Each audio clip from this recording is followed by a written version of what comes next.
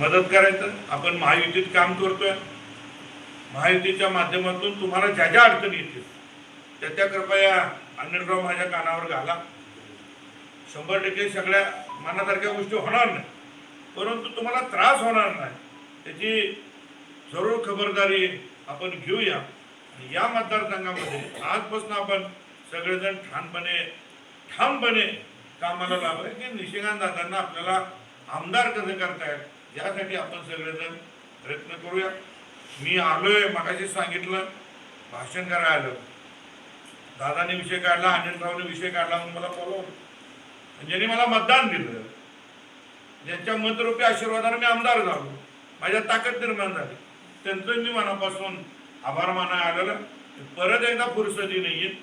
आपण जिल्हा परिषद गटवायत, पंचायत समिती गटवायत, आपण मिटिंग घेऊया.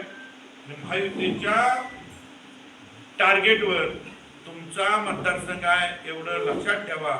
त्यासाठी नुसत्या निशिकांत दादांनी काम करून चालणार नाही, तर तुम्हाला बूथ लेवलवर सगळ्यांना काम करावं लागेल.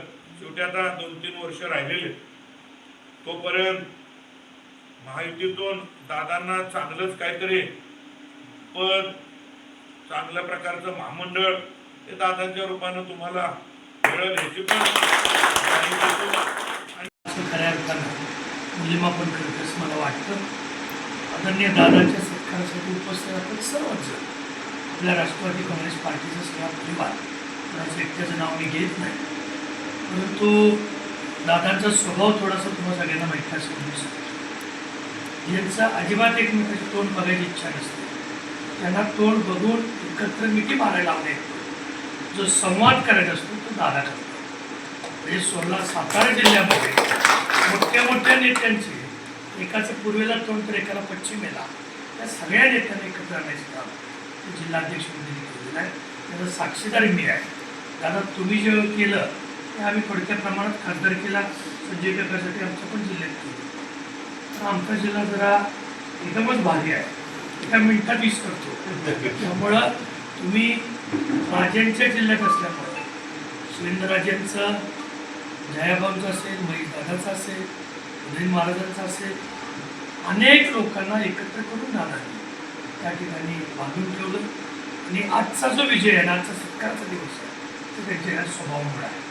त्यामुळं दादांना मनापासून राष्ट्रवादी काँग्रेस पार्टीच्या वतीने आपण अतिशय सगळ्यांच्या वतीने शुभेच्छा देऊ. ते खूप चांगलं काम करते. मला खात्री आहे की दादांना आता सातारा जिल्हा सोडून सांगली जिल्ह्यात असलं जावं. आणि सांगली जिल्ह्यातल्या माहितीतले जे मतभेद आहे, तर आता 2 लोकसभा इथं होणार, तुमच्याकडे 2 होणार, सोलापूर ऑलरेडी 2 आहेत, अजून एक वाढणार. इथले दोन्ही लोकसभा या माहिती